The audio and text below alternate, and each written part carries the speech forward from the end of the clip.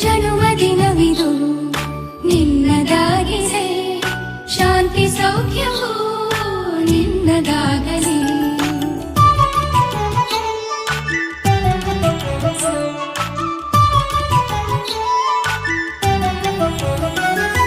ಪ್ರಾರ್ಥಿಸುವೆವು ನಿನ್ನ ಆಯುಷ್ಯ ಪೂರ್ಣವಾಗಲಿ, ನೂರು ತುಂಬಲಿ.